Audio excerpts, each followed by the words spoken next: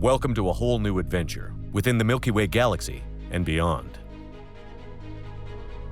Welcome to Mass Effect Adventum. Hey everybody! Welcome to episode 4. How are you all doing? Feeling good, Bert. Yeah. Good. Feeling good. Good. A little nervous after where we left off last time. But Yeah. feeling good. Yeah, you should be, but that's fine. Oh. Yeah, so welcome everybody who's listening to episode 4. I'm very excited. This is definitely the highlight of my month. So let's just jump into it. Last we actually before I do that, a couple things. First off, anyone who's listening who might be unfamiliar, we have created some awesome channels within the Hyper RPG Discord that you can jump into. There is a character one, so we have you can create NPCs that can theoretically come into the game. So this will be the first session that we're doing where I'm actually going to try and bring someone's NPC that they've created into the game. Yes. Let's see if how you interact with them. We'll just see. We also have a channel on there where everyone can roleplay a little bit in character, which is pretty cool. You can access the quote-unquote extranet. And then we have just a regular Discord channel. Those two are Patreon exclusive, but we have a just general Adventum Discord channel where you guys can jump on and talk to us. So if this is all new news to you, pause. Actually, don't pause it right now because there might be spoilers. But just go check it out. Go check it out. Yeah. I think that's it. Yeah, let's just jump into it then. Yeah. Okay. So last we left you were aboard the Rubicon. You had successfully rescued the scientists from the pirate moon base. You guys had a little bit of catching up time aboard the Rubicon. Some questions were asked. Some questions were dodged. And you guys got a distress signal. It was from 2 facilities. One was a weapons research facility. The other one was like a medical / agricultural facility. And you guys elected to go to the medical facility. However, and then along the way you found out that as you were approaching, it was being attacked by Cerberus. With that being said, I want to never have you guys feel like you're on rails, because we don't necessarily need to do that since we're theoretically just having fun. So in theory, I've planned for all this stuff, but the option is there for all of you just to be like, nah, peace, and we don't want to go. So in theory, that is an option. I might be scrambling, we'll just end the episode right there, and then I'll go home. Hilarious. But that is available to you guys. Never want you guys to feel like you have to do anything in this, because we're just having fun. So if you guys are like, nah, I don't feel like dying today, and you guys can leave, no, then there's consequences for that, but all right. So we are going to start off then in the Rubicon. You guys have all heard the distress signal. You've gotten some information as you've moved closer, but we'll start it off in the ship in case there's anything that you all want to do. Is there anything that any of you want to do? We should get there quickly. We never know what kind of Oh, I guess this is above game because you didn't. Really quick, I forgot. Did you send a call to you? But we don't know about it. I walked away. I don't know if I left the room. So I mean, I don't think we knew about it. Okay. Yeah. Yeah. I don't think so. Cool. We should get there quickly. We never know what kind of other people could be waiting there. Get in, get out, save the medics, and get back to the Janus Collective to secure the package properly. Xylo is there. He stepped away from the bridge. Yeah, yes, we're ready. If you guys want to go in, just make sure we're doing this. And he's kind of nodding in an affirmative, but the tone of his voice is question mark. Are we doing? We're doing this. You seem unsure. Do you have doubt that we'll fail? I mean, Cerberus doesn't really like non-humans, or I'm not a human, so this will just be interesting. But we got it. We're doing this. Do we Again, know? same kind of inflection. Do we know how dire the situation is down there? Has Cerberus overwhelmed the forces? Are they? Is it? What are we looking at? I'm in communication. No. I'm sorry. Oops. That's why I came here to, and then I. Cerberus isn't there yet. The head of security of the facility is waiting for you guys at the landing port. I can take us in. I just want to make sure that there's nothing else that we wanted to do. Because we're doing this. Now he sounds a little bit more confident. Yes, and Melovia did ensure that not only was the package, I think, the package is saved in the Grandmaster's captain's quarters, just locked away. Locked away. So are the scientists, and you've also convinced Dish, the Grandmaster, to stay aboard the ship. That's right. As best as you think you have. Great. Well, Commander Nickens, do you wish to give the order to take us in? I'm staring out the window. Commander Nickens. Yeah, Commander sorry. Nickens, Yeah. Apologies. What was going on? would you like to give the orders to take us in? Nuboter is waiting for us. Yes. That's fine. Yeah. You seem distracted. Yes, Commander. Are you having second thoughts? No. Yeah, we need to. Yeah. Let's go. Yeah. The captain seems tired. The commander seems tired. He definitely seems somewhat out of sorts. I must agree with you, Volk. Maybe you take a power nap until we touch down. You don't seem to be thinking straight. I assure you, I'm fine. I do want to say that I want to apologize to each and every one of you. I didn't mean to jump, quote unquote, the gun and assume that I'm the leader without considering each and every one of you guys and gals' opinions on the choice of who will be the leader. That's but big. I do apologize. Wow. No, you will be the leader. In case this goes wrong, we can just blame you. Yes, I Yes. think that's the best choice.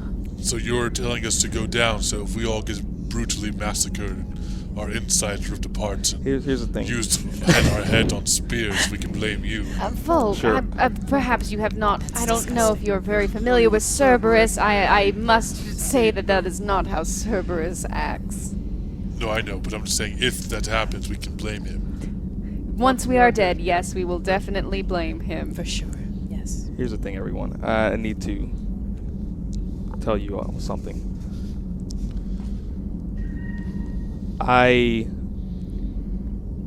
Several years ago, I was told that my father was killed by a Cerberus operative or just someone working within the Cerberus lines. But there's never been found out who that individual was. Have you found his body? Or did you know was confirmed deceased? I barely had gotten any information, and I am a Spectre. You would imagine or think that I am given that information, but I haven't, not of yet. And in the last 2 years, I've been trying to figure out what happened to my father.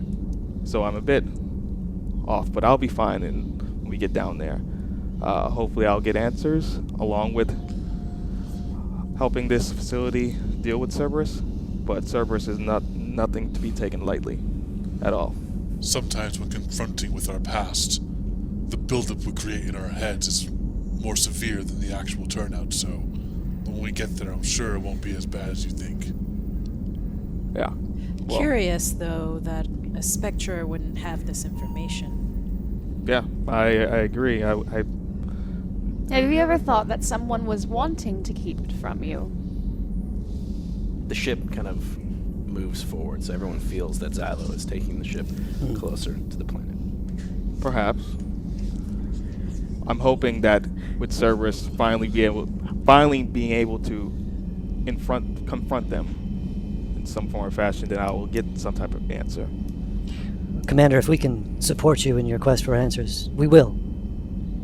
Thank you. Xylo. Yeah, taking her in. We're going in. I need you to do me a small favor. Got it. Diverting from the planet. You got it. No, that's not what just wait till I give you the hand. Keep an eye out on our Solarian scientist friend. I know she is locked away. Oh, I thought. I was going to say I'm right here. I mean, No, not you. He's No, right no. next to you. He You're talking whispers, about but it's so- still. You're talking about Zolan? Zolan, thank you. yes. Keep an eye out on her. I know she is locked in the captain's quarters. Just on extra precautions. Along with Gunter, Right. The two scientists. Well, he's not a scientist. He's a assistant. assistant. Did we take away her electroshock device, or is she still? No, she still has it, Okay. apparently. So. Yes. So keep an eye on her. Right. But yes, take us in. Okay. You got it. He thinks back to. You can hear again. Clearly, there is. Actually, go ahead and roll. Go ahead and roll for me. What am I rolling? That's a very good question. No, sorry. I was just pulling up my sheet. I left mine. Go ahead and roll.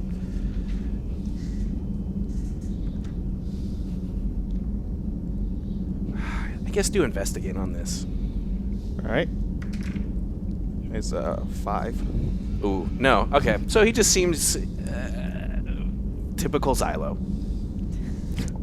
Which is you're slowly trying to get a read on that, Yeah. of what that is, but he just sounds more confident now that you've given him the order, and you assume that's probably because you had a little kind of a heart-to-heart with him Right. earlier, and you feel a little bit of confidence coming back into him, and that's just what you assume it is as the ship continues to move towards the planet.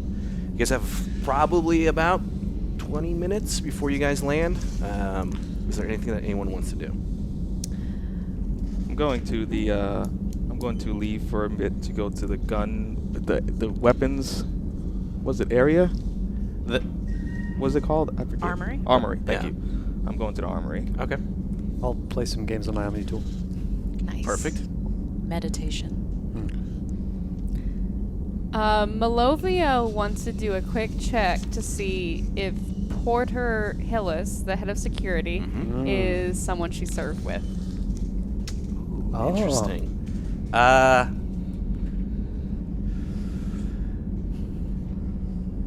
Or someone who may know of her. Yeah.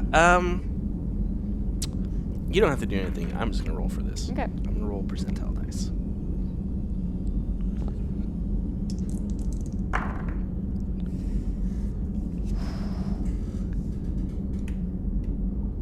You can hold on to it and we can play it out. Or just, I You- guess, if she would recognize his name. The first name doesn't ring any bells. The last name kind of is setting off some sensors in your head of potentially. You're pretty sure you remember seeing at least that last name somewhere, but the first name doesn't ring any bells. Got it. Okay. If there's nothing else, One thing. yeah. Jaizir, pardon me. I hate to interrupt your meditation. I've done research for many years on biotics. I was curious if at some point I might be able to scan your biotic readings during your meditation. I mean, I don't see why not. Thank you. Sure. What are you using it for? Oh, just ongoing research, more out of curiosity than anything. Do you research a lot of aliens? Yes, as a doctor, I've actually treated aliens of many different species. However, I'm curious very much about biotic powers, meditation in general. I've tried meditating before, but of course, doesn't really have that same effect for me. I see. What have you treated? Everything from minor injuries. If you remember, there was a Geth flagship that attacked the Citadel. There were many wounded in that attack, so I treated a lot of them. And then your usual general practice as well. My own research I do on the side. Obviously, you remember there was the attack that happened against the Citadel. Some of the information is a little bit kind of classified on the full details, but Some people don't know some things about the nature of the attack. yeah. But everyone remembers it's the end of Mass Effect 1. That's right. You healed the Geth during that battle? Oh, no.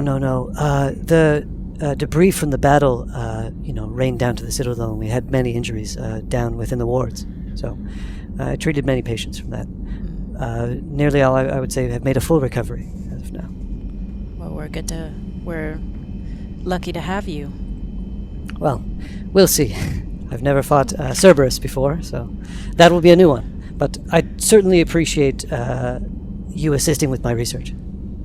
No worries. Valor, can you do me a favor? Can you do a willpower Okay. check? Damn it. There's going to be something. All right. So it should be right below top, below speed. Yep, go down. Oh, yeah, okay. 24. Okay. So the thought of that battle and kind of the things that are there kind of initially start to go through your mind, but you kind of store it, save it, back away in your mind. Sure, just a deep Solarian breath there. Okay. Anyway, I'll be on my way. Thank you very much. No problem. I go back to meditating. Great. Can you do a roll for me, please? Sure. Can you do a willpower? That is yeah.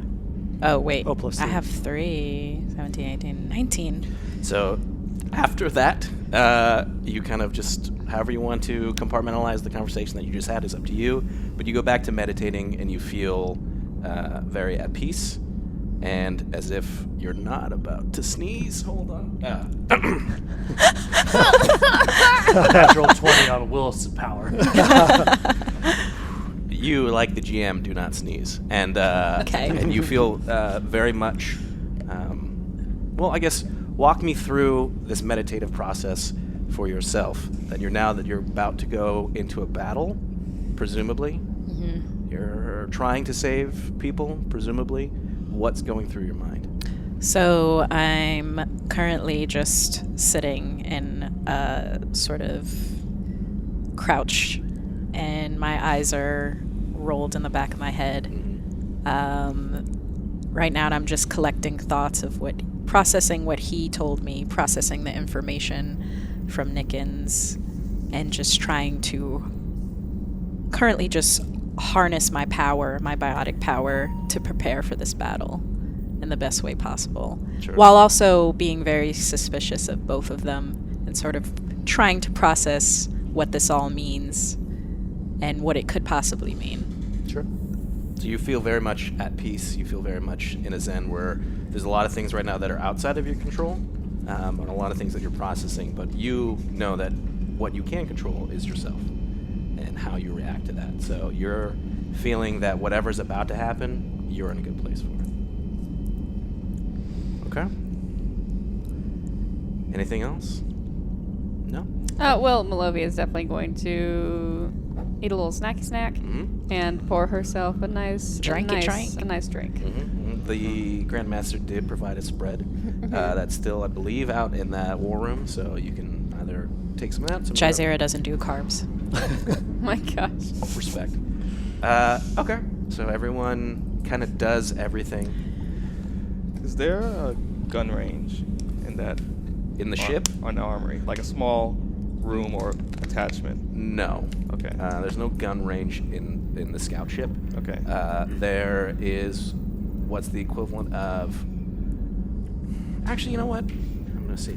I love these percentile dice. Let's do it. No, definitely not. There's like a sensor where it's basically... It's not like a target range where you're allowed to like shoot down it, but there's like a sensor where it's more or less you're just shooting into a panel, but it's just to calibrate. It's just to get information. So it's not like effective. You're not allowed to fire live rounds within the armory, but it's more or less to make sure that, yeah, your gun works. Okay. Well, then I'm just making sure my gear is adequate. Great. Can you do a willpower save for me?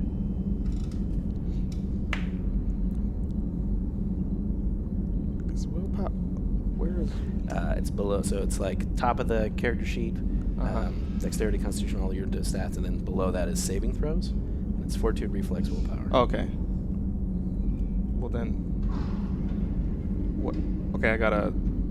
Is it plus that number? Mhm. Okay, so I got a 15. Okay, so presumably, did you go to this gun range to maybe test some guns or to like let off steam? Let off steam. Yeah, so you go there and there's nothing there.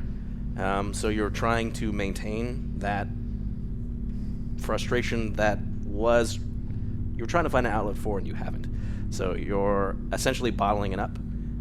And so you don't visibly give off anything. So if anyone was looking, it just looks like Commander Nickens went to the armory. But inside, just the fact that as the ship is literally, you just feel like as you've now entered the atmosphere of the planet, that you know that whatever is about to happen is now, you're that much closer to it.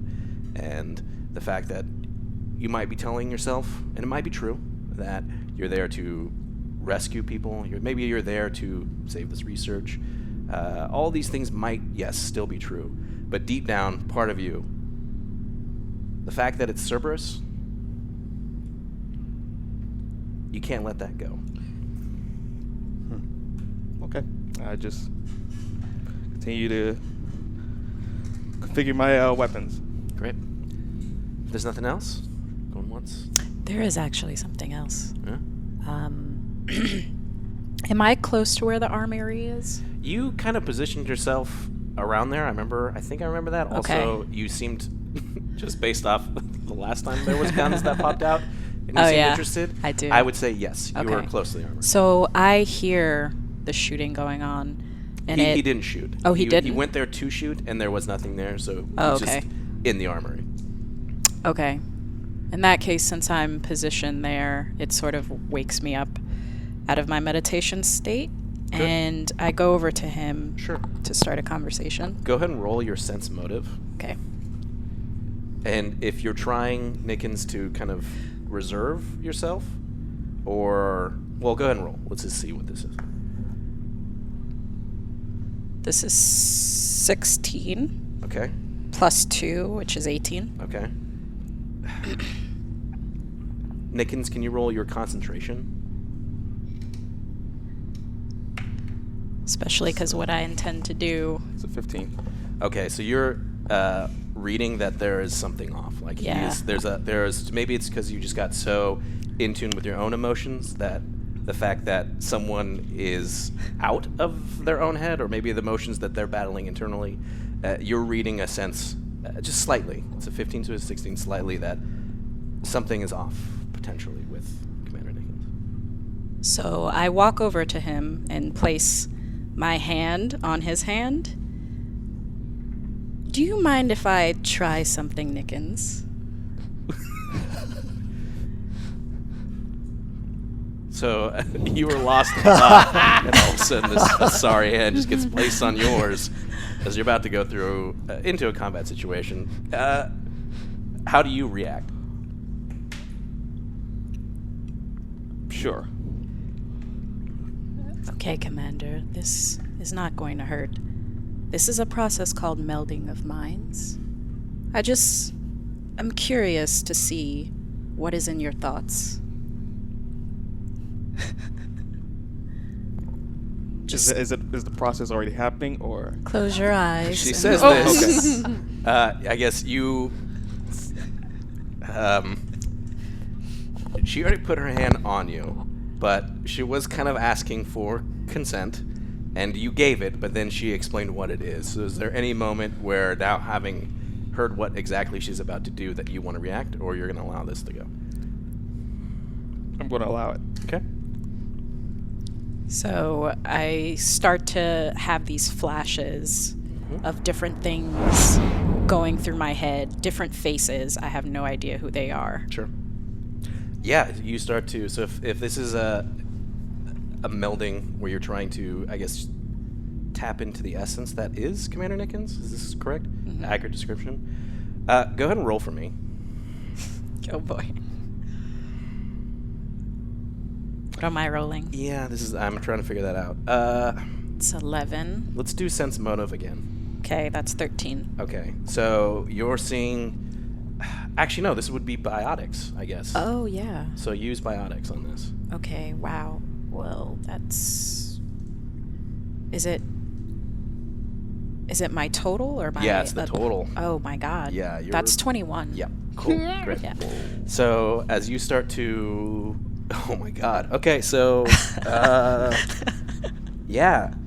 At first, you're just seeing images. You're seeing faces. You're seeing what looks like things that you would associate with a Spectre and an Alliance member. So you're seeing figures of authority. You're seeing, you know, what looks like military operations. You're just kind of seeing a flash of stuff. All things that would make sense going through his mind, perhaps going into a battle. You see images of an individual where, again, that authoritativeness is linked to these other kind of images, but it's strange. It's not anyone in sort of military gear. It's a scientist. It looks like a person in scientific gear, and there's a lot of emotions that seem to be attached to this. However, all of these things kind of start to burn away and being replaced with images of individuals in armor, individuals who seem to have a lot of hate behind them. You start to realize that you have familiarity with Cerberus enough to know that these are Cerberus soldiers, and maybe it's just the personification of them within Commander Nicken's mind. But there's a strong sense of hate, both from perhaps Nickens himself, but also Cerberus as an entity is not really, at this point, known for being the most considerate and loving of individuals. And as you're diving into this, you can see that there's a lot of frustration and anger there from Nicken's side, but he's able to maintain it as these kind of fade away. But as you're kind of making this connection with him, just something seems off. Just something seems not right with the images that you're seeing. Almost as if it's hard to figure out whether or not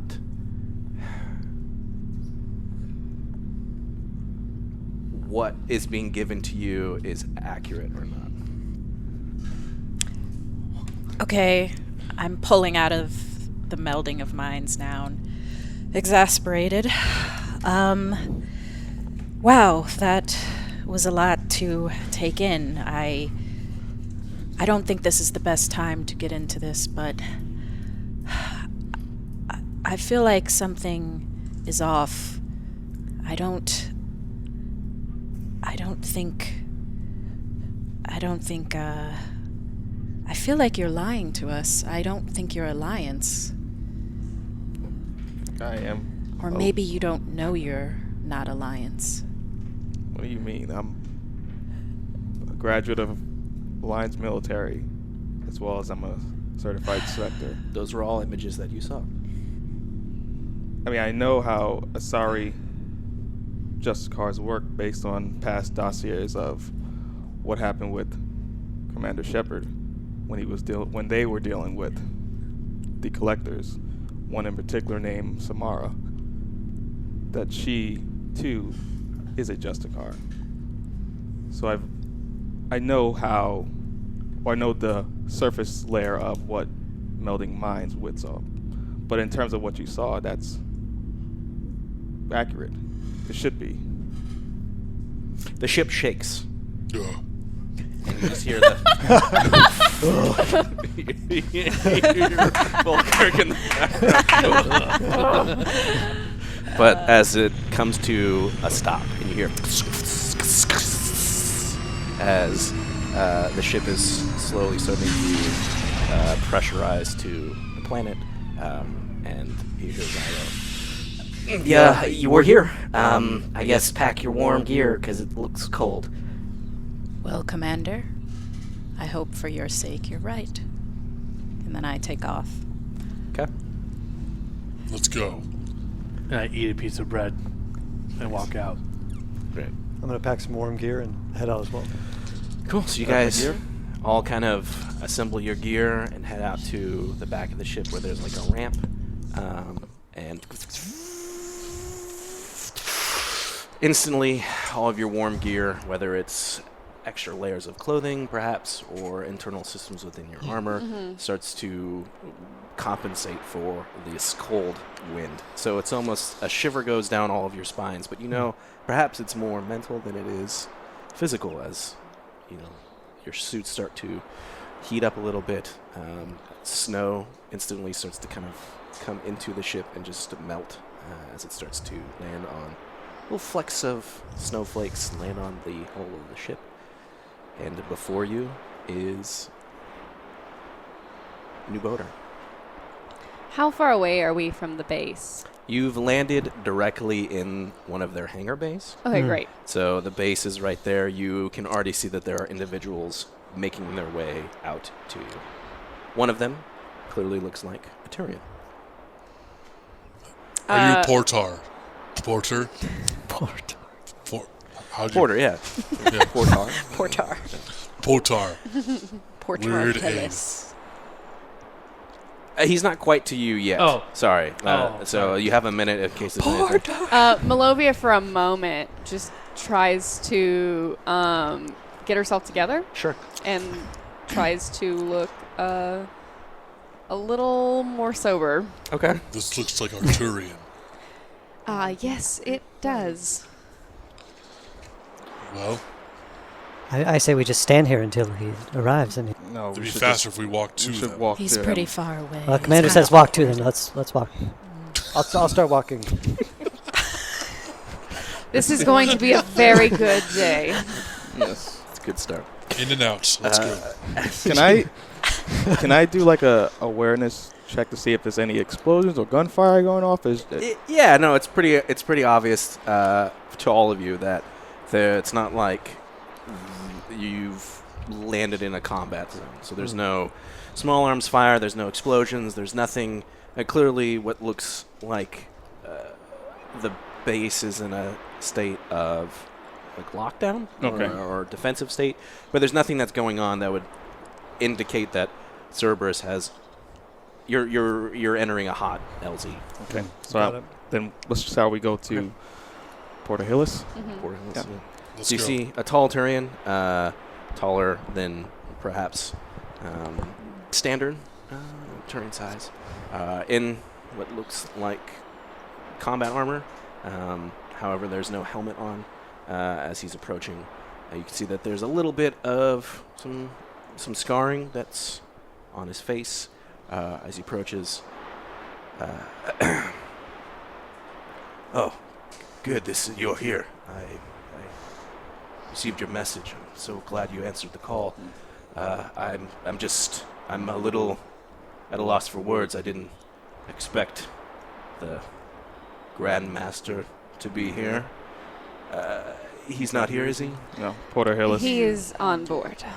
Oh, thank goodness. But you're his team. If I'm understanding this correct. Correct. What's the status report? Please let us, if you don't mind. Time is of the essence. Walk and talk, and perhaps I can explain everything as inside. And as he starts to turn and walk inside, he doesn't seem to. He's just kind of scans all of you. You can tell that he's making an assessment, but he doesn't stop and linger on any of you in particular. Great. So he just kind of turns. He's flanked by 2 security officers. You can tell that they're just wearing, it looks like, very similar to the armor that you saw people walking around with when you were on the base before, the collective base. But this looks to be like different markings, different colors, so clearly there is some uniformity to the Janus Collective, but at the same point, this is its own group. Yes. So, first off, let me just, it'd probably be best to, like you said, you guys walk in, the door remains open, so he doesn't close the door out to the ship. So there's still some snow that's coming in. As he walks, you see that's a very clean, nice facility. It seems to be very sterile. At the same point, in the area that you're walking in, there isn't any sort of commotion that's going on immediately in front of you, but you can tell that there is just activity going on throughout the base, as there's definitely lights that are kind of activating. It's not like emergency light dark, but it's still like, and he's walking you through these halls. So first things first, I guess it's best if and he starts to tap on his Omni tool, and you guys all get pinged with data as he's now giving you Perfect. The entire kind of loadout of the base's schematics. So you guys know where, for the most part, everything is in the facility. He said this would probably help. Quickly, I'm sure that she'll want to talk to you. She's assembled some of the key personnel in one of the conference rooms. If you will just come with me, and I can hopefully explain everything. But the questions, the situation is, as I'm sure you're aware, we've had an inside source within Cerberus who has tipped off that an assault is coming.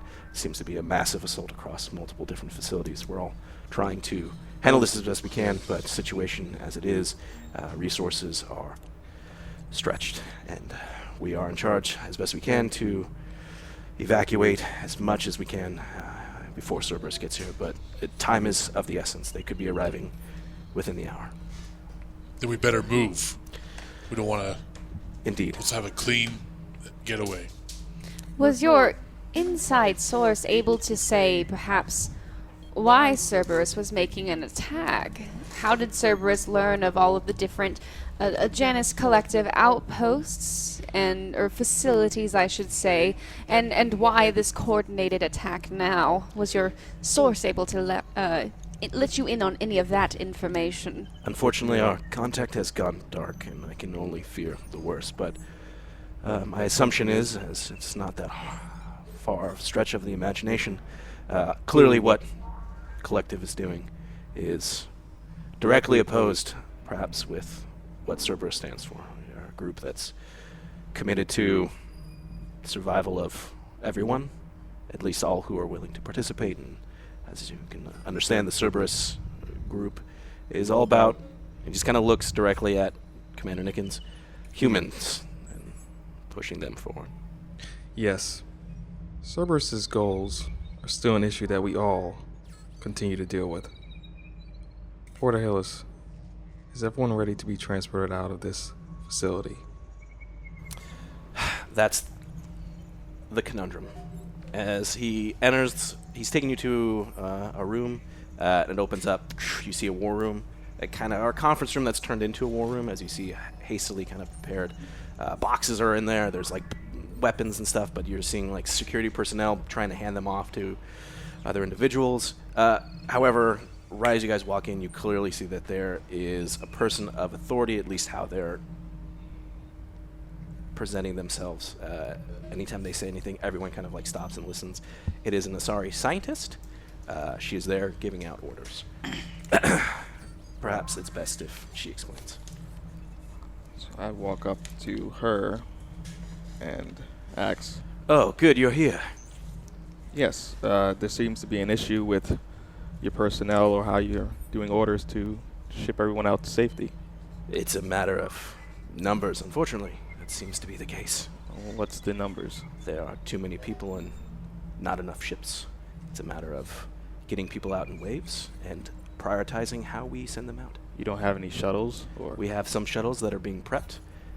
They will be able to leave with the first group, but it comes down to a matter of choice.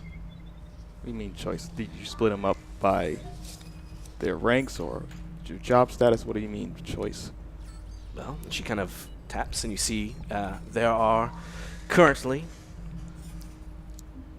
3 different groups of prioritization. There are, of course, clearly all of the civilians and volunteers. Represents the greatest amount of life, but clearly the biggest priority. There are all of the scientists and our technical research. And then, of course, last is the equipment itself. All 3 of these things are important. All 3 of these things should most likely be prioritized based off their importance. And I think that it should be this. The scientists. Scientists. Yes. That Good. seems biased. The scientists. And the research is the most important. I Yes. agree. No, we should get the civilians Followed first. by the equipment. And Are- then last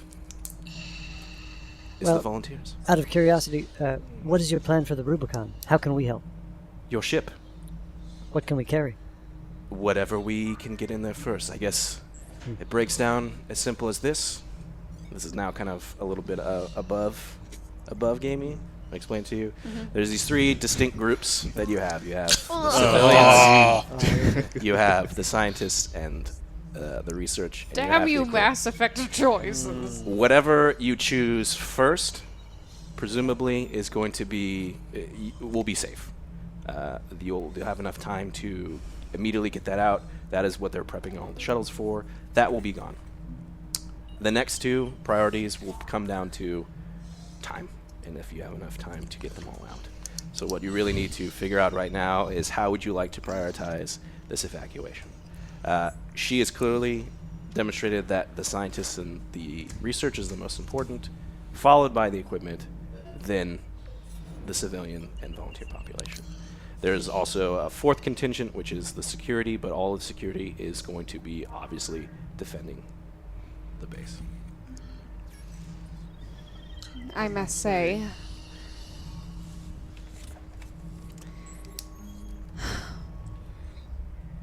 I am terrified of what will happen at the other base we passed up.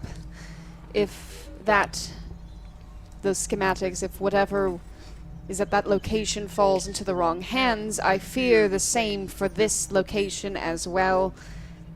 So that is why I must say we must put the scientists and the research first.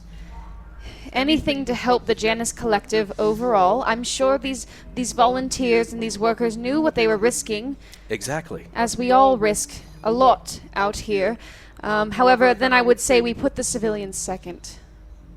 Is the scientists and equipment together, or is it separate? It's like research, so presumably they're able to, the way that they would be able to take like the data and the files with them, but the equipment is a separate thing. I must say then, I agree with Malovia. Having the scientist at least allows us to replicate presumably any lost equipment or recreate it. Putting the civilians second, we should evacuate them second, I believe. I agree with Malovia. I do think that we have to get the scientists first, and to fulfill the mission we originally received, we need to make sure that the research is taken as well, because that's the mission. And if our fear is that falls to the wrong hands, there's more civilians to worry about than the ones here. There's a whole galaxy that could potentially be put into harm's way. Indeed. So for me, it would be the scientists, the research, then the civilians. And the equipment we just leave for Cerberus? Oh, the scientists. Yeah. Wait, no. May I ask how? Are you Volkirk? Are you saying that you would put the scientists and research first, the equipment second, and then the civilians third? That's what I'm saying. We must save the civilians at all cost. May I ask how this equipment you have, if we say take the scientists first, how easy is it or complicated is it to remake this equipment? Go ahead and roll. Can you do your diplomacy on this? Yeah. It is a 21. It's expensive equipment, but it could be rebuilt, yes. Then It's that just a changed matter my of time. plans. Wait. We save the scientists, save the research, I'm save the s- civilians, and burn the equipment. Well, I'm sorry, who's in charge here? I am, and that's exactly what I was going to do. I was going to say, save the scientists, save the civilians, and destroy the equipment. If that still fulfills our mission and saves lives. You see her look frustrated as she's starting to calculate what you're saying. You have my word that the Janus Collective will give you the right amount of funds needed to replicate this equipment for you all here. The issue isn't funds, the issue is time. I don't think the Reapers are going to wait for us to build more equipment. But I see what you're saying. It is possible. It is doable. Machines we can reproduce, lives, unfortunately, we cannot. Agreed. That's why we should save the civilians first. Second.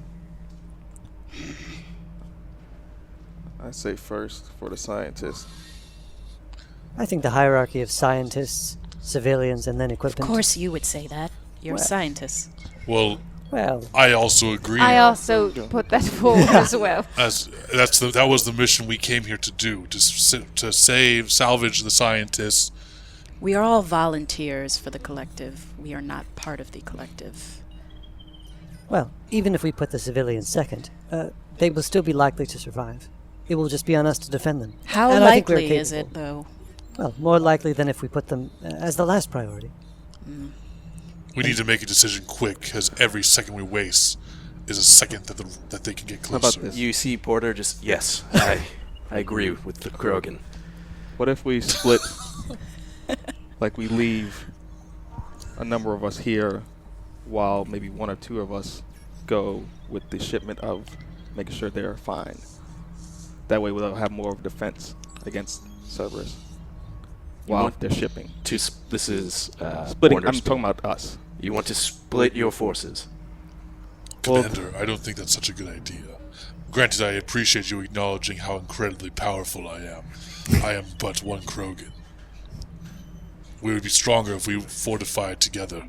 I'll go with the Krogan regardless of how we do this. This is my favorite buddy cop. All right. How much of your forces here do you have? We What have the hell is- security forces. It rounds out to about 10. It's not really a facility that's designed with a large security force in mind. It's a rather large base, obviously, but we've thankfully been able to get some additional help. You're not the only team that's answered our call. There is a mercenary group that's also here that is willing to assist us as long as they can. Where are they? They're currently setting up defenses at the hangar. We assume not your hangar, as of course you can see as he pulls up his schematics that you guys all have. Let me also pull it up as well for you guys as best I can. You see that the base kind of is like a honeycomb. So it's like you guys landed on, for lack of a better phrase, the like west side of this kind of structure. And there's a honeycomb of tunnels and hallways and stuff. You see that there is a large area where people are, like a housing area. There's like a mess hall. You can see that there's clear like research stuff. And on the opposite side of that, so this kind of where you landed was like a small, like private hangar, but there's like a huge hangar where there you can clearly see that there's transport ships that are landed, and individuals are like kind of loading stuff up into it. We assume that Cerberus is going to try and land in force at one of these hangars, presumably both. We're trying to set up our teams. Originally, before you guys arrived, it was going to be our security force trying to block one of them and this mercenary group the other. But now with you here, we have a little bit more flexibility. I'm open to your suggestions on how you want to handle this. I, unfortunately, have never dealt with Cerberus before, so I must ask, who is this mercenary group that you've employed? it's they don't really go by name. They're they pose as a mining group, but they received our message and showed up. They're actually a mercenary. They're led by a Drell. I can't remember his name at the moment, but they're setting up, and I guess I can take you to them or call them here. I figure. Yes, you can call him here. That would be much appreciated. Yes, of course. Give me one moment. You see him kind of like walk off, and as he starts to kind of comms on his head, he starts talking to somebody else out in the base. Just a quick question. Mm-hmm. So, the transport ships are going to take the first round. Because is our ship going to take things and come back, or presumably we are going to have to get up on our ship as well? That's why I figured the transport ship is going to take the first group to our ship. No. Your ship is landed. The first group is going to literally get in ships and GTFO. Yeah. Like they are safe. Whatever you guys elect to be priority number one. How big are these transports then? Big enough to take people. Yes. So couldn't we just take two groups at the beginning, one in our ship and then one in the transport? you can take some individuals. It's just.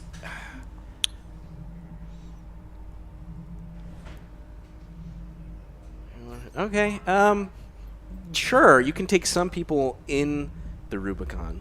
So presumably, it would be, I would say, like half of the civilian population could immediately get in the Rubicon, but the Rubicon would leave.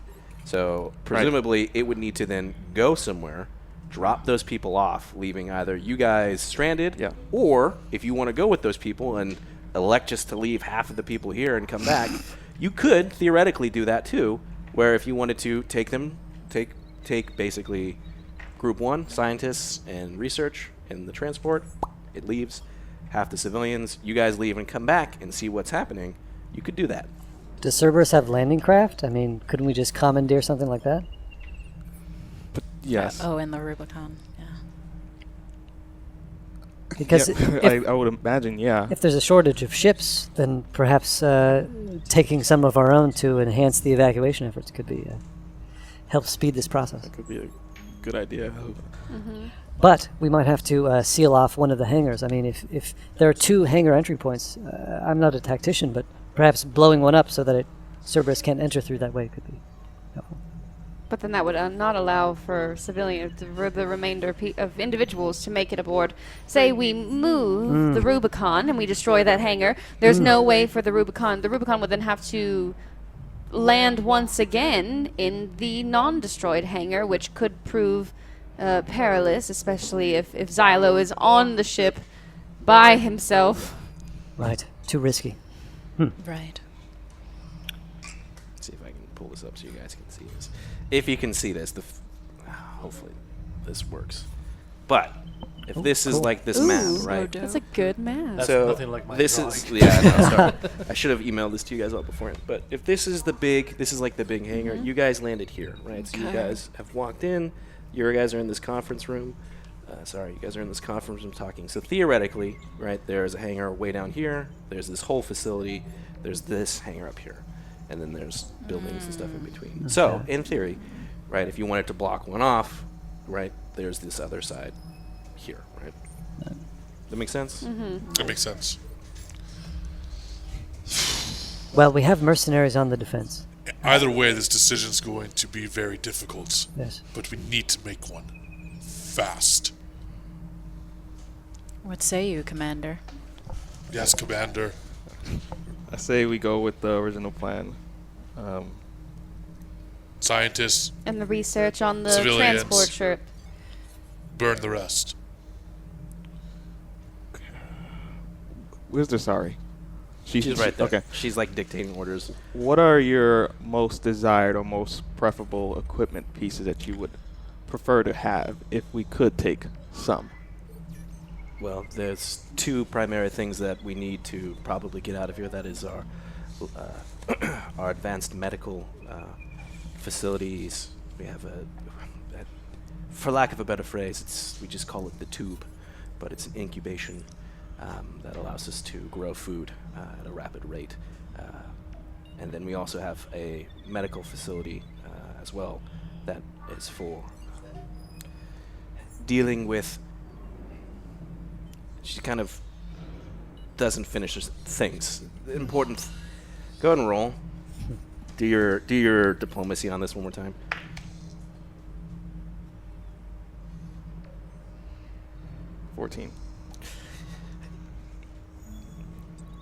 It deals with space travel. That's all I really should be saying at the moment. But it's highly important. If anything, I would say that actually has the highest importance of equipment. So it's for the greater good, Yes. with potential to save more lives. Potential for dealing with saving lives in another galaxy. So if we were to take you, scientists, first, Yes, then of course. the research next, and then along with the research, take those 2 pieces you named or listed and destroy the rest, would you be more confident or more happy about this, despite the rest of the equipment being destroyed? If we can save those 2 pieces of equipment, yes. Then that's fine. Where is it? It's in the research facility. I can have someone start dismantling it and getting it ready. You should have done that before we got here. Yes, well, Are you kidding me? Is this a joke to you? Oh, You need to she relax. just stares at you. I'm sorry. Asari are not easily intimidated. What was your name again? Volk Kirk. And you're a mercenary, yes? Yes. So you must deal with quite a bit of serious business. I do. I get the job done. What was your name again? I just said it. Volk Kirk. She starts, She starts tapping that into her Omni tool. Yes, quite serious indeed. I don't want this one next to any of the civilians or the equipment. He can't be trusted. He'll be fine. He's just a bit. Well, I will get the mission done. Without me, this mission won't work. If I may, no one will get the mission done if we continue on like this. We do Indeed. trust Volkirk. well, that's your funeral then. Watch your back. Shall we? Could you alert whomever to dismantle the equipment while is the mercenaries coming, by the way, as well, or? Yes, he's on his way. The Okay. leader is on his way. Okay. Well, we should get moving with this. Yes. and- So to just to make sure this is Porter, I just want to understand. So now I'm a little confused because we're unpacking the equipment. What is the order that you want to evacuate the this? scientists first. Yes. The the equipment. No, the scientists Wow, first. your priorities, Commander. the Because theoretically, you have brought your ship and you had asked, can you store something on it? So in theory, you could get all of the scientists out. Whatever you prioritize one, boom, they're gone. And if you wanted to load the equipment in the Rubicon, you could load the equipment in the Rubicon, boom, pilot takes off, drops it off, leaving then all of the civilians and volunteers here waiting for either transport to come back, or it sounds like potentially you all are going to commandeer some vehicles. A third ship would be useful, but we wouldn't take the civilians on such a ship, right? We could potentially take the scientists on the Rubicon, use the basis ships for the civilians, and then third, repurpose a Cerberus ship to haul the equipment out of here. It's risky, but it might be the only way to get all three things out. We'll get that done. I agree. We'll roll the dice. We'll make it count. roll the dice. This is a sure. Let's do that. Listen, when I'm bested by someone who has a better idea, I don't go picking fights with them. Actually, that's exactly what you do. You did that already. I'm not doing that. I'm not doing that. I think he has a short-term memory. Yes, he does. So that's what we want to do. Okay. So to officially Is that what we're state, you are doing what? So you can do this above game, but you have their transports, you have your transports, you have 3 items. Their transports can only take. It could take any one of the 3 variables. Be careful who you let on board, Commander. You have 3 items, right? You have, in your case, you have two ships. You have yours, and you have theirs. Any one of these things, any of the components can fit in any one of your ships, or their ship or their ship. But basically, what is the third thing that is? I guess let's rephrase it like this. Porter's like, I just want to understand this correctly. Who is going inside our ships? Who am I sending there right now? The scientist and the research, correct? And your ships are our ship. That's what I'm asking. Maybe the scientists in our ship, and their civilians in their ships? And the equipment, we're going to try and hold out Right. for another ship to come and load it up in that, or just destroy it and leave right now. I think holding out the equipment could be worth the risk, compared to the time it might take to rebuild. All right. Ugh. Oh my god. So right now you're seeing like there's like a map, and there's like there's like all these civilians that are here waiting to like go somewhere. You have equipment that's like flashing. Who leaves? So do I choose, or do we choose who leaves first? Well, it sounds like you have brought your own ship, Right. so I'm Yeah. allowing you to load something up into that ship right now. So you're basically jumped a step, which is great. Kudos Yeah. to you, smart. So Yeah, nice. with that being said, You have your ship, which is gonna, if you want it to take off, it could take off and go somewhere. You have their ship that's gonna take off and go somewhere. And I'm telling you, you can't go wrong with this commandeering a Cerberus ship. I mean, Fine. he said fine. The commander said fine. The commander said fine. All right. So it's on him then. Well, No. the decision. It is on him. Right. Yes. If everything goes Goes wrong, wrong. it's his fault. The decision. Well, the I'm biggest just curious decision about is which- who goes on which Right, ship. that's what I'm trying to. Well, I should decide. go with the Cerberus ship. No, No, not not- of us, No, I mean, Volk. The scientists versus the Right. civilians. Right. The scientists should be on our ship. I mean, we already have scientists, and a few more scientists. It just makes sense. Keep That's it, too many scientists. Who will be piloting your ships? we have crew. My fear is this. Our pilot, though as silly as he may be, definitely knows his way around space.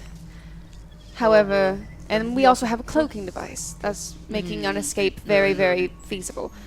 These transport ships may appear more obvious, may not have the speed capable, so there is a risk there of if Cerberus really, perhaps their ideas of their ideal of taking out this complex includes taking out those who are leaving it. I fear the safety of those in your transport ships. No offense.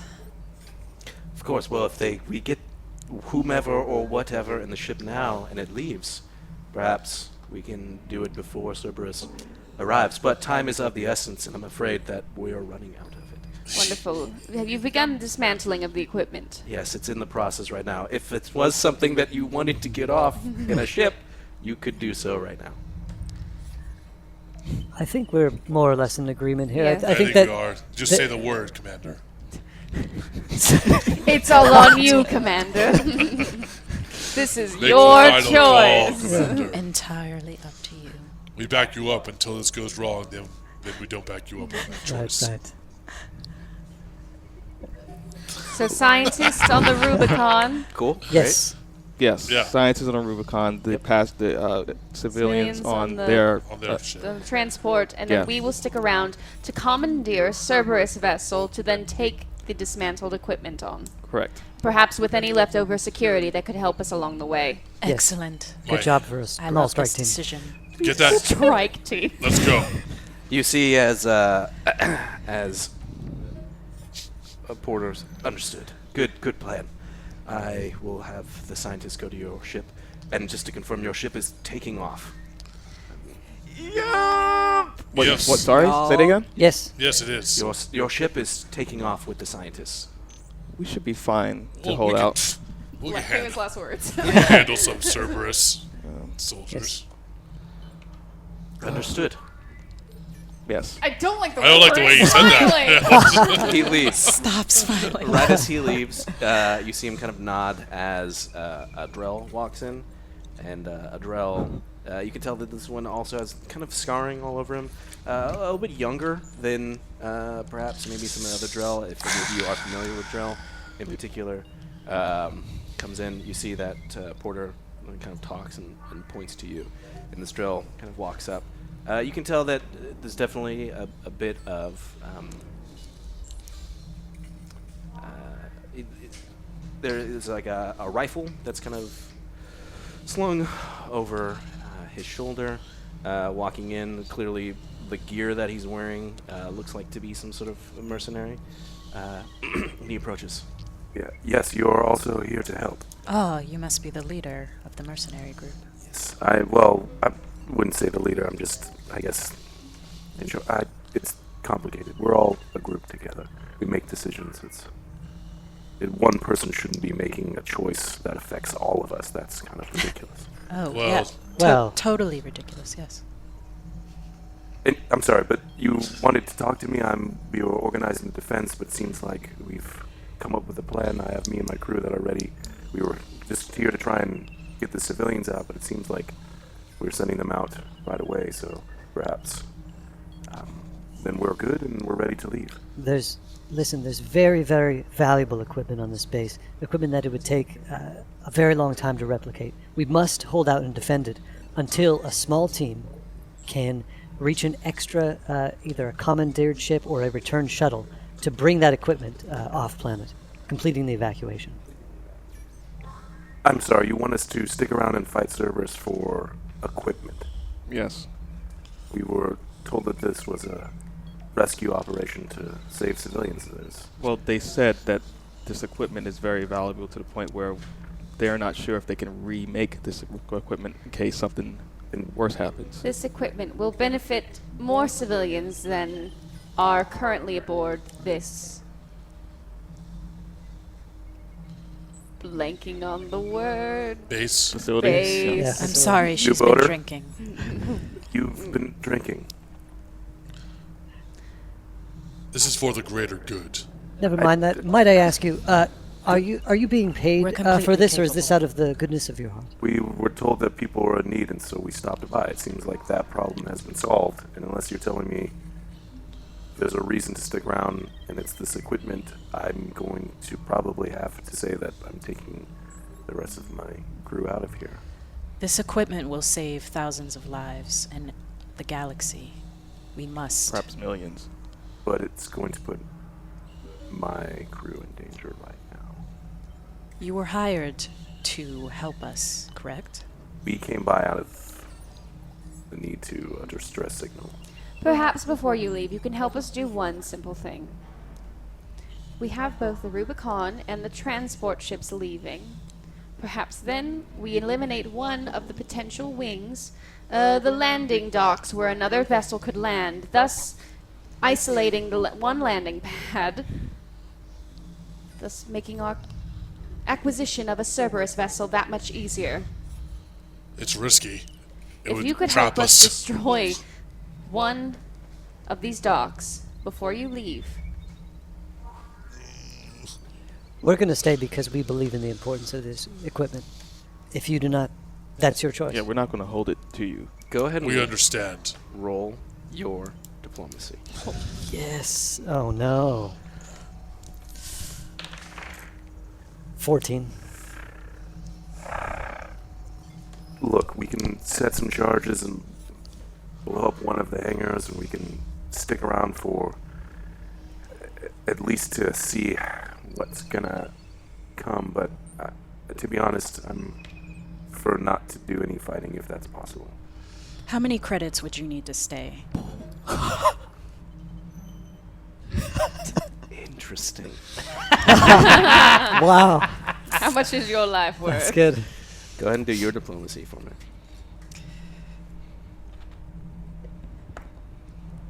15 plus. Where is it? 20 something. Oh, yeah, I have a lot. Whoa. Oh, my God. Is it just the total bonus? 15 plus 9? Yeah, so Yeah. 15 plus 9, which is 24. 24. Okay. Wow. Percentile dice, you're my only friend. Okay, so... well, you...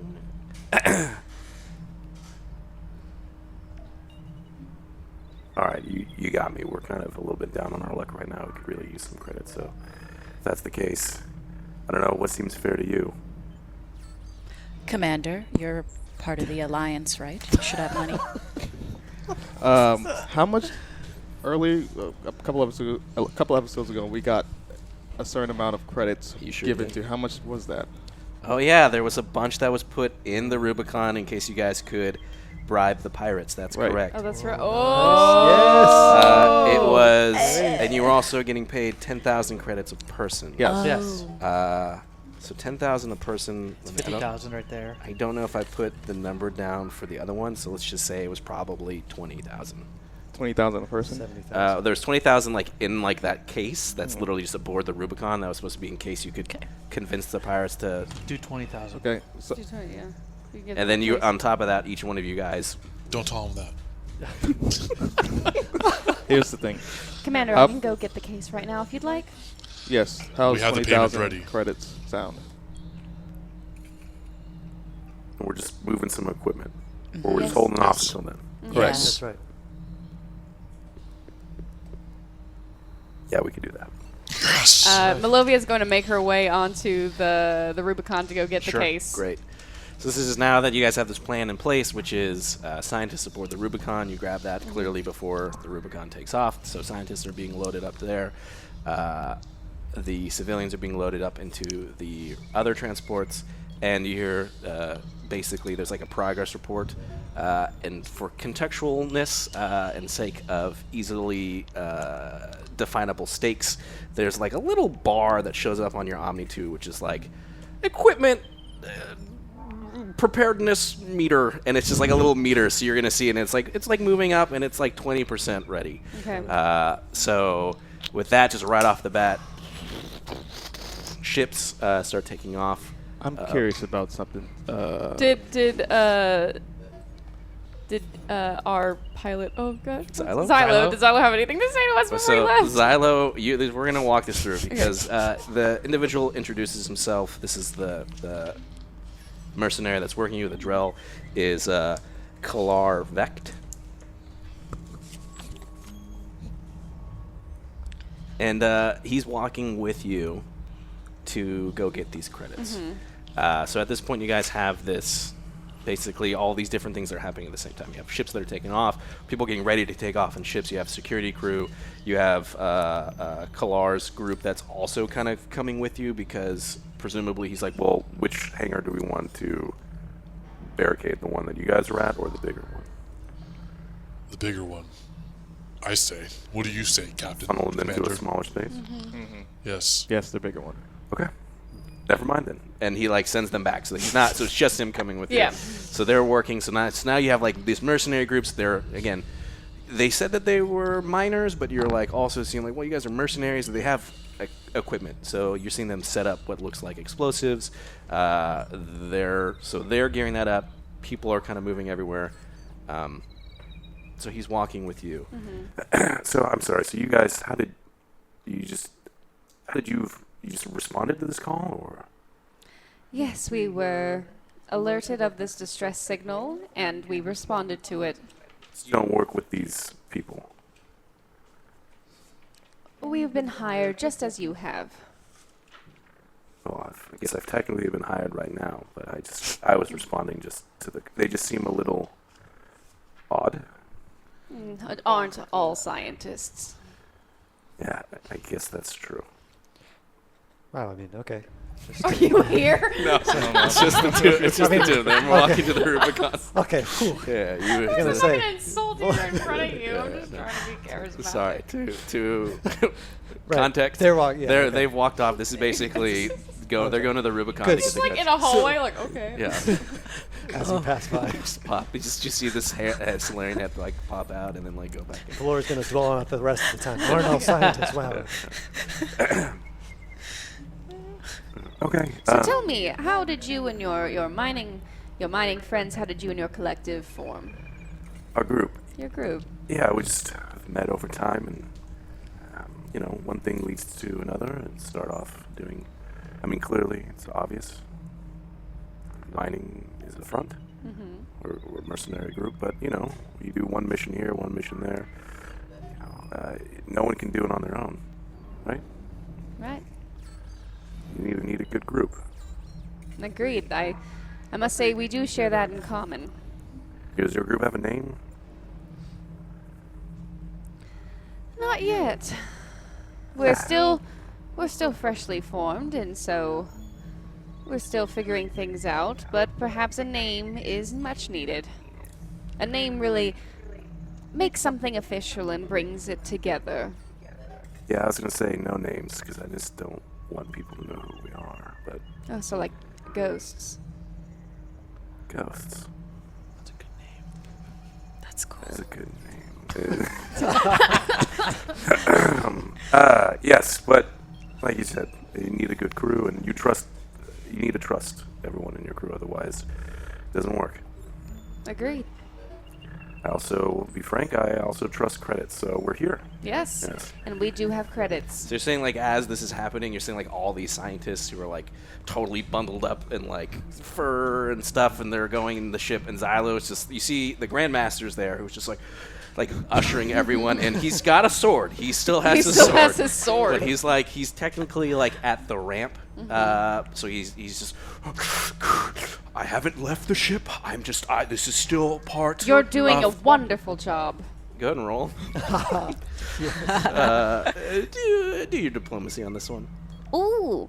9. He just doesn't say anything, but just stares at you. So you don't know if maybe what you said he's taking it as you were being facetious. Yeah. I'm doing what I can. It is much appreciated. So he's kind of like ushering people in, like they've got personal belongings, and you just see Xylo who's there and just like, Okay, so, and he sees you. What is going on? All right. Nobody's told me anything. I have all these people showing up. Are we just a science vessel now? Sorry, Xylo. We should have put you on comm. Apologies. We should definitely You're right. link up comms with you in the future. You're right. I do need to be calm. I do need to be calm. That as well. Xylo, unfortunately, this situation is a tough one. We are doing our best to see that everything makes it out of here okay. We want the technology, and especially we want these individuals to be. We want everyone to be okay because we believe that everything, and everyone's survival is crucial for the Janus Collective.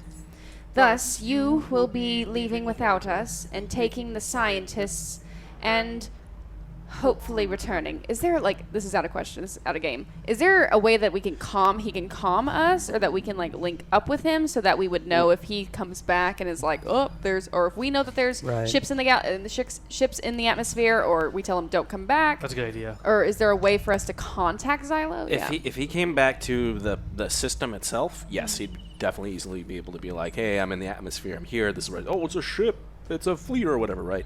He's able to communicate to you. If he leaves, it's the kind of long distance communication is possible, but you always see in Mass Effect, they always go to the room. You can communicate, but it's not something that you would be able to do in the situation that you're in. Yes. Yeah. So I guess this is my question to the group. Do we want Xylo just to leave and not come back? Are we that certain that we're going to be able to commandeer Cerberus' ship? He should come back. Just in case. Just come back into the system? He can probably crash into them if we needed to. Where is he taking them to? He's going to take them to a Janus Collective, another base. Oh, it's not the main base that... No. Okay. Well, if we commandeer a ship and there's no way that we can do, it can't travel, interplanetary travel, right? Then it could be an issue.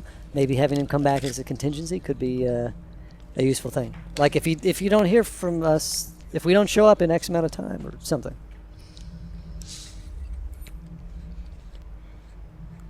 Well, we're not there. I will say that this is we talked about this before. This is this is above game. I'll say that this was part of our 10 minutes prior. Yeah. We were all sitting around talking about this.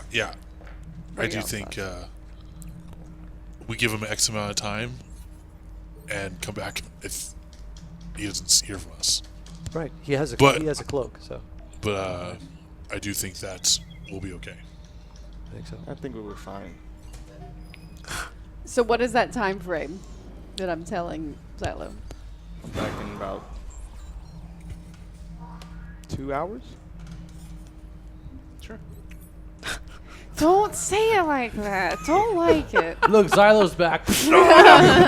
Well, presumably we have a meter on our Omni tool that says how long it'll take to get the equipment ready. So it should be that time plus 50%. What is that time? What is the ETA of equipment?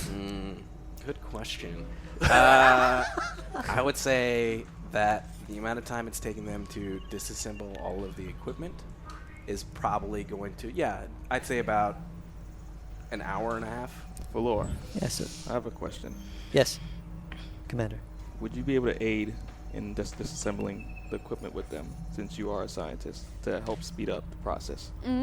Well, I think that's a brilliant idea. Of course, I will do what I can. It's not my specialty, but I will try. Okay. Well, then that's great. Okay. So I should tell Xylo 2 hours or 1.5 hours or Right. Well, Maybe you said an hour, right? It's an hour and a half. Yeah, 2 hours. 2 hours. Yeah. All right. I'm going to when I go to the ship, I will tell Xylo to come back into the system at 2 hours. From there we can reconvene. Can we set a reminder? Present time. Wait, Sorry. Can we set a reminder for Xylo? I know he's a little forgetful, maybe absent. Set a reminder on his Omni tool and an alarm for 2 hours from now. So, you will be taking the scientists, the ships, the transporter ships will be taking the civilians. Our plan is to commandeer a Cerberus vessel to then load the equipment onto that and hopefully make it out of here with our lives intact. Thus, Xylo, once you have essentially completed your part of this task, which is reaching the destination of the scientists, we would ask that you return here in 2 hours' time, just in case the aforementioned plan that those moments before, us being able to transport the equipment, but most importantly, being able to commandeer a Cerberus vessel does not go according to plan, then we will need your assistance. I know this is probably much more than... I know that this is... Because it's just... You just see the helmed face kind of just like drift a little bit. Staring into the snow. Xylo, I understand. I want to do like a pep talk. Xylo, Sure. I know that this originally started as a simple rescue mission of 2 scientists that went awry, but you know what? We also got the job done. Nothing ever goes according to plan, but you were also picked to be our pilot for a specific reason. Xylo, your talents and your skill and your personality make you the most adept person in all of this, and trust me when I say that we all believe in you. We all believe that not only can you get this done, but we will be able to get this done as well. We would not formulate this plan if we did not think it was feasible. Can you roll your diplomacy with advantage? Yay! Nice. Okay, ooh, that was, okay, that was the advantage was a 16.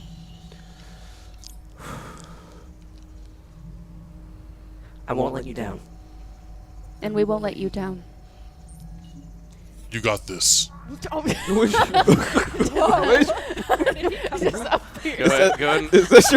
and roll for me, please.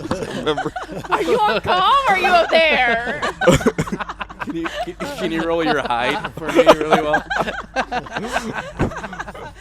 Oh my god. That's cocked. 1 sec. Shit, that's a 3.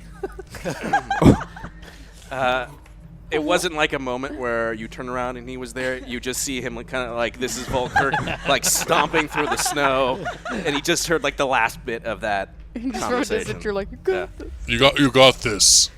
Yeah. Yes. Yeah. No. Yeah. I got everyone. We can do this. Just. And he just kind of looks at both of you. Just be careful. Cerberus isn't someone you mess around with. Trust us. We know that as well. And once we don't want you to risk your life either. So as soon as that 2 hours is up, and you re-enter back into this system, please call us, but do keep your cloaks on. We don't want to put you in any more risk. And if the mission fails, worst case isn't death. Worst case is we're experimented on and tortured, and our brains probably looked into. And hey, Volk, I just gave him a Can you roll for me? I'm trying to pump him up. Can you roll for me your diplomacy with disadvantage? Volk, I just did a really good job here. And With disadvantage? Yes. I have a negative. Oh, yeah, that's a 11. Great. That's a 10. That's not bad. He doesn't say anything. He just stares at you. And again, now he starts to drift off a little bit to the left this time, staring into the snow. Malovia pulls Kirk and goes like, I know what you're trying to do here. I just did a very good job of that. So, you're doing great, but perhaps fear is not the best motivator for our good friend. It was just reality. Perhaps reality is not the best motivator for perhaps positive reinforcement.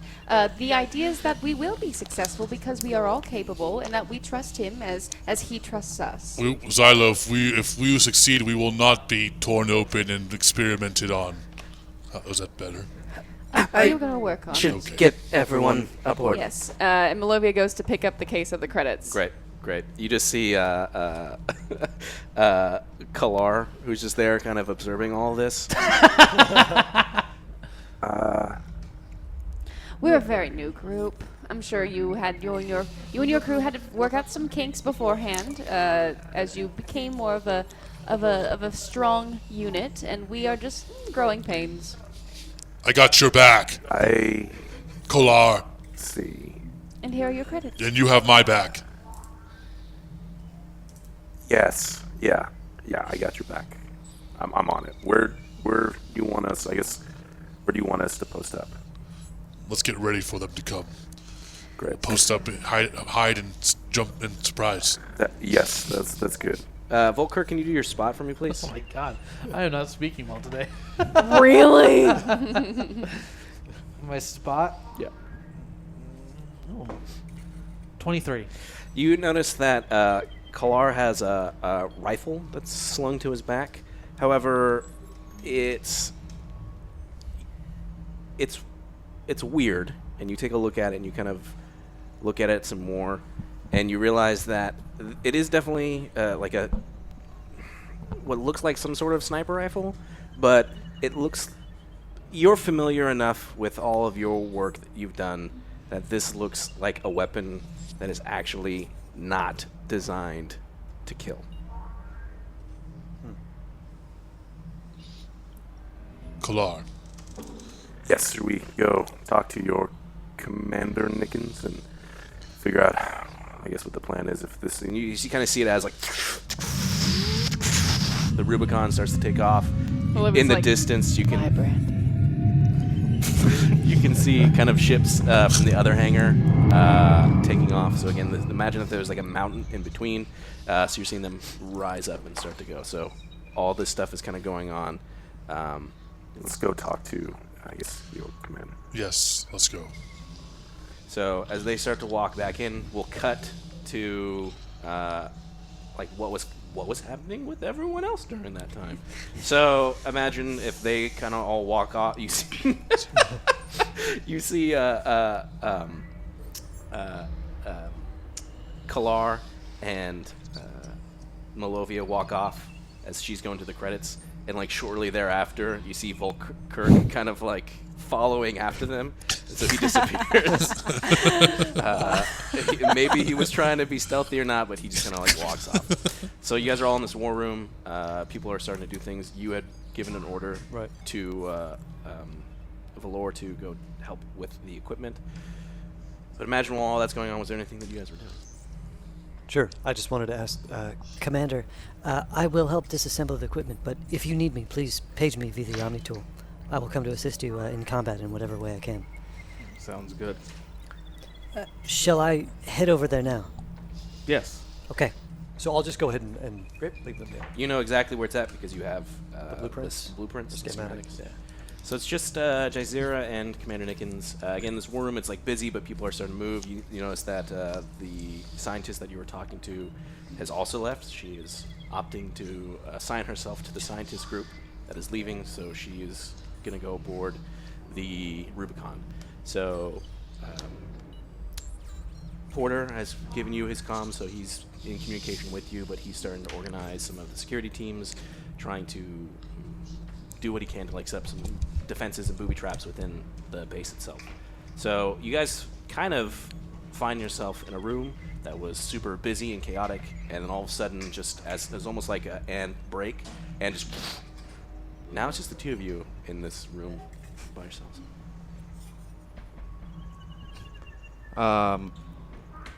So, just for reference, in the base itself, the schematics, how many openings were there again? There's two landing bays. Okay. Right? There's the one the Rubicon was at, where you landed. There's this larger one that had all of the transports for the civilians that has left. Currently, Kalar's mercenary group is sending demolitions to blow up that area, to collapse it, so that it is not an accessible point of entry. So you're funneling, theoretically, if Cerberus is trying to land in a conventional means, they will be coming to the platform that the Rubicon was at, which is relatively close to where all of the equipment is stored at, so it shouldn't be that big of a push once the equipment is ready to go from there to that platform. Okay. So I'm just pacing a bit back and forth, and I dial into my Omni tool, and I just bring up a picture of my father, and I just stare at it for a bit, and then I just put it away. Jazier, can you roll your spot for me, please? What kind of what kind of picture is it? Is it like you and him, or is it a portrait, the military portrait of your father? Or 24.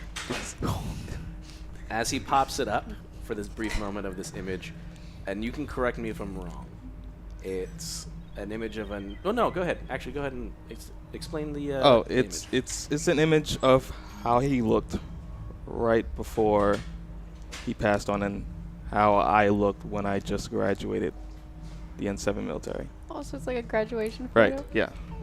Yeah. And you, Jazeera, see that this individual that is in this image is the same kind of when you did your melding of minds, was the individual that was wearing scientist garbs. So it's kind of just open for like a brief second. He stares at it and he closes it, but you see it. I saw that image before when we melded minds. That person, is that someone close to you? Yes, that's my father. Interesting. He was a scientist too. So, yeah, I feel for all the individuals, every scientist, no scientist, any occupation. I just feel, in general, need to save or do my duty to put forth into saving anyone in his memory, at least. That's very commendable.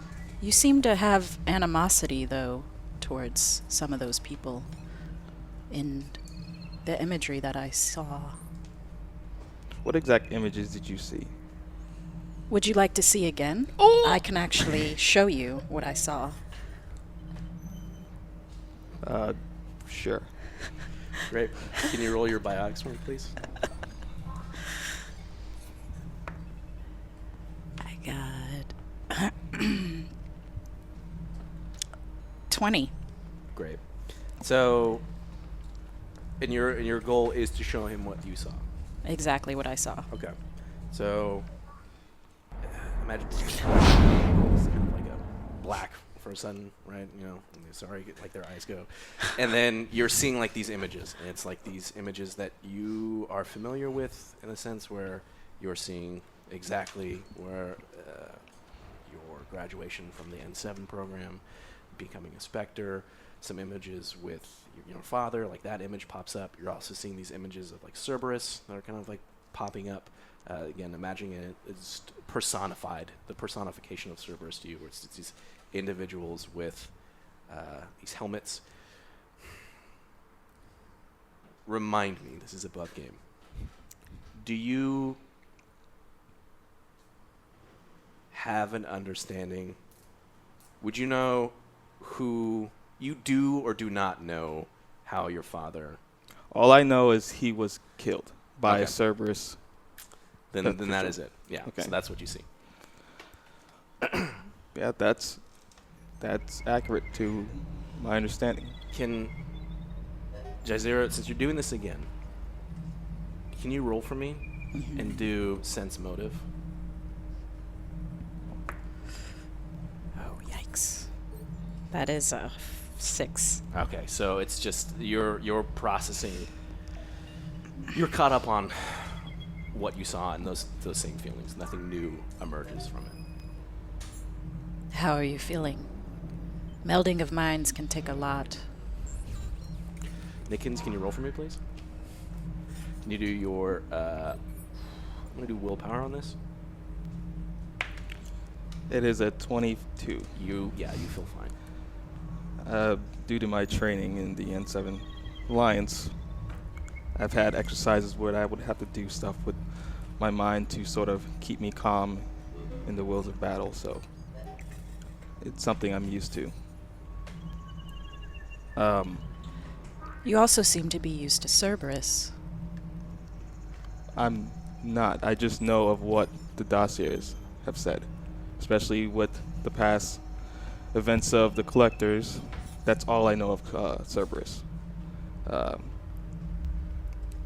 I haven't been able to myself gone out and find Cerberus per se until now, so this is my first chance to sort of get any answers. The council won't give me any answers, so I have to find out myself. So I see. Maybe we can get answers tonight. perhaps. Was what they said or what is stated in the dossiers true about Justicars? I've read up on the one called Samara. I don't know if that name is familiar to you, but she worked with Commander. She's renowned, yes. Much older than I am, though. Right. So you all are taking an oath and only live by that oath. Correct. That is correct. All right.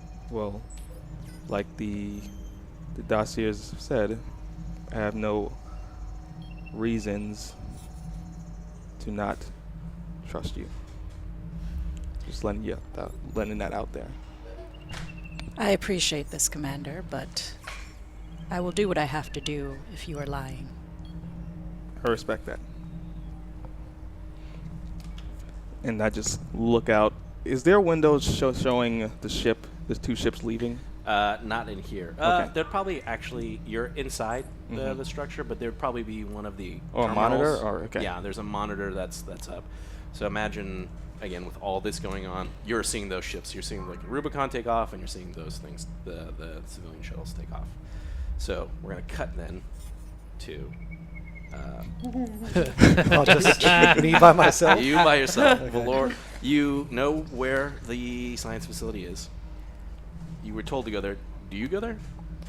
Oh. Oh, Valor. Whew. Yes, but is there anything interesting on my schematics on the way that I might just pop in? I don't know if there's anything on the blueprints. You know. Just gotta check something So out. if you're leaving the conference room, you pop your way out. Okay, so 2 things. So you notice that if this was like the conference room, Yeah. this is the laboratory. So you're gonna have to like go out to the laboratories, Okay. but heading this way, right? If you went out, Yeah. this is where like the medical center is. Oh yeah. Definitely want to just take a peek in there. Okay. Just So in theory, yeah, you could go around this way if you wanted to. yeah. Okay. Let's go the long way. Okay. Just pop into the medical bay. As long as there's no one that Okay. looking my way. So you start walking in that direction instead, and the door just opens. There's no security locks yet, so you're seeing what looks like just a medical facility.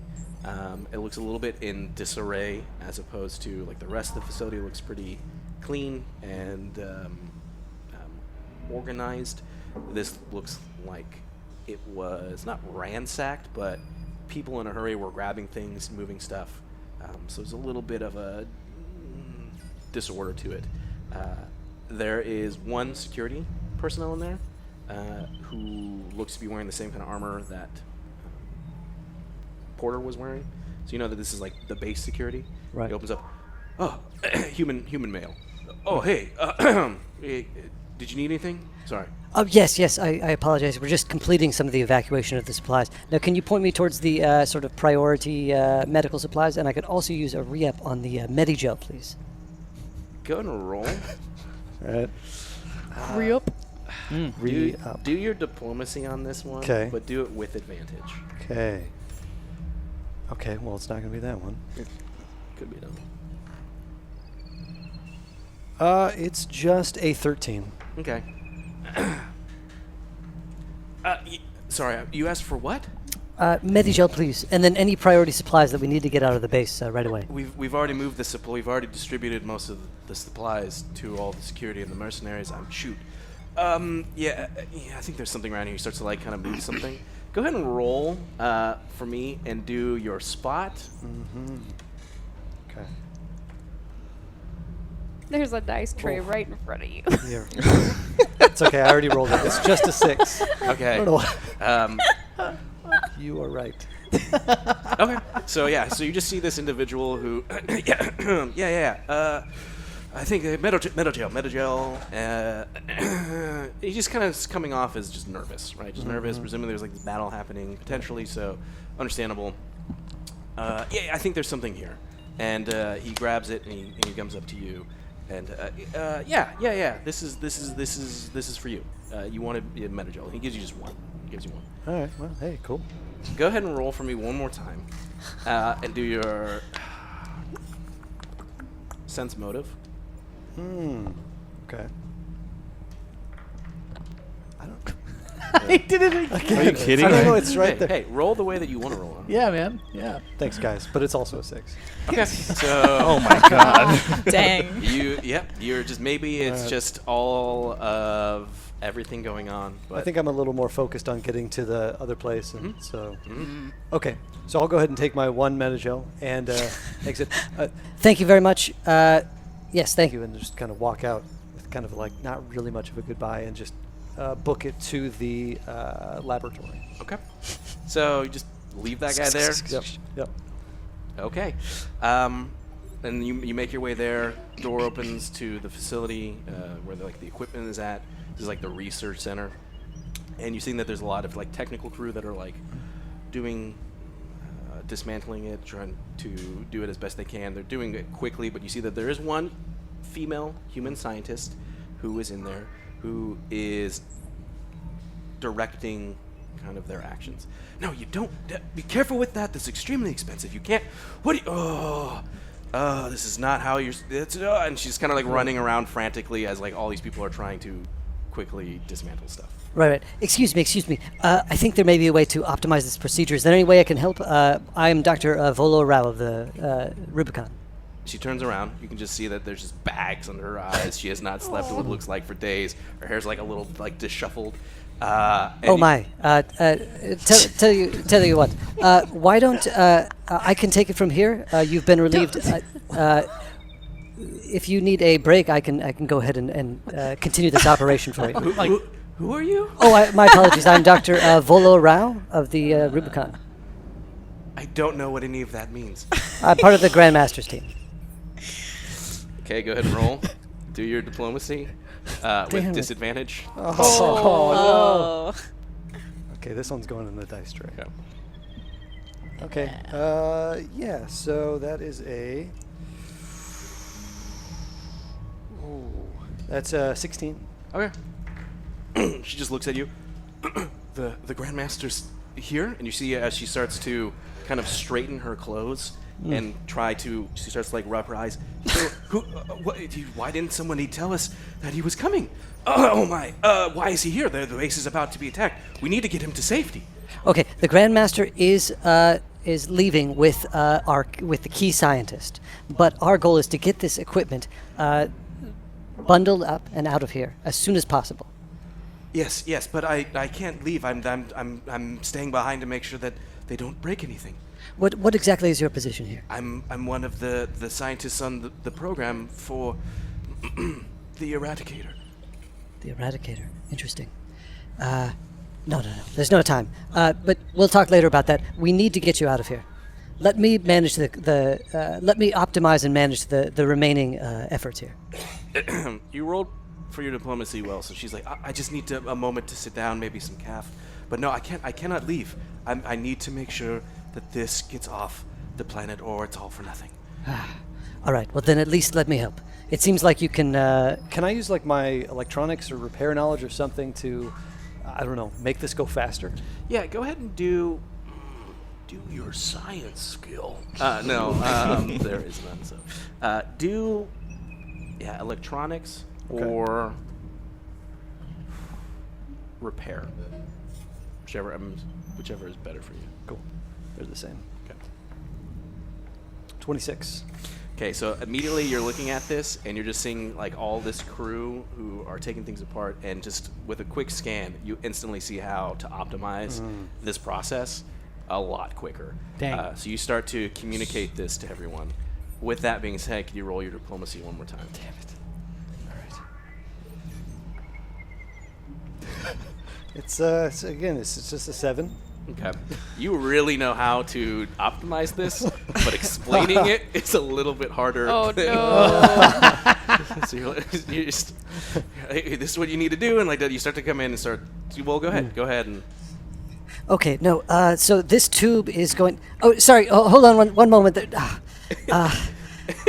and it's almost like you're seeing the cycle of you turning exactly into. You saw her name was Diana, her name tag, right? But you literally just. It's like a deja vu where you realize you did exactly what she was doing. I'm so very tired. Oh my god. And she just comes up to you and hands you a like a cup of coffee. She's like drinking. Oh, thank you, Not Diana. hers, but the second one. Diana, what do you say? Team effort?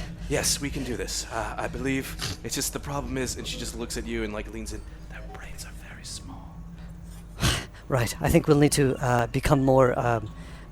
What's the hands-on with this one? Let's work together. Yes, hands on. Let's you find. go first. All right. I see one of the greatest priorities over here. And then I'm just going to dive in and start So you working on start this stuff, diving and then into just go for it. And that's it. Pick odds or evens. I'll pick odds. Okay, so you start going to one of these machines, right? It looks like what they're doing is there's a bunch in here. Some people are setting up what looks like one of the mercenary groups comes in and starts putting charges on some of the other equipment because one of the guys' plan was to destroy everything else. But so there's now another individual in this group. When you go to one, can you roll for me your medicine? Oh, yeah, of course. 27. Okay, so you go up to. I'm a doctor. You let Diana focus on one of the machines. You look to this other one, and you start to like optimize. You communicate more slowly, and are able to start to get this machine unpackaged more efficiently. However, in the process of just looking at it and analyzing it, you can't help yourself and start to just try and figure out what this is. Right. Curiosity can kind of take over very quickly. Exactly. Yeah. And you remember from like the briefing before, they're talking about, hey, there's like a thing that lets you like grow food in like 0G, and like it's the thing. This is the other project. This is the one that presumably is the Eradicator. Yes. And as you're looking at it, you realize that this is some sort of device that, as you're starting to, you're requesting files as you're disassembling it, it is a device that is used for kind of analyzing and deconstructing like pathogens and microbes. But as you're like looking at it, it's what you're kind of piecing together from this and everything else that the Janus Collective it kind of is about. It's for analyzing and deconstructing and providing like vaccines for pathogens that are from like would be unknown. If they're going to explore a new galaxy, a new solar system, then theoretically there's plenty of potential unknown diseases. Like microbes and stuff, yeah. Some important Wow. equipment.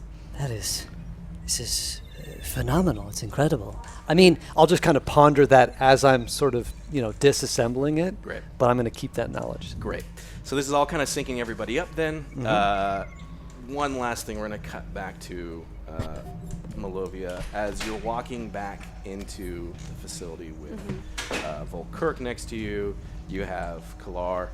You're seeing these ships kind of leave and heading up the atmosphere, these civilian ships. You also see the Rubicon fly up.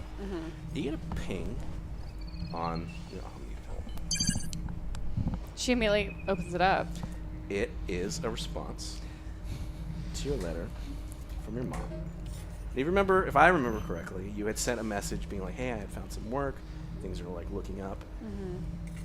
And kind of as you're seeing again, this imagery of the scientists who have just been saved, the civilians have just been saved. You're kind of seeing that while reading this message from your mom, just being like, it's so good that you found work. I know that you're just on your path that you are on, but just remember that I love you, and whatever you do, I know you'll bring some good.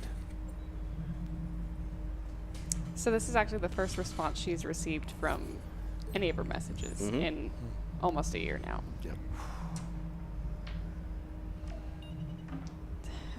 Malovia just kind of, I think for the first time, is really trying to sober up and just trying to, all right, in her head, she's just very much like, all right, gotta survive this one, gotta help other people, we gotta make sure we get all of this out. And now she's just even more encouraged in this battle, in this fight. Cool.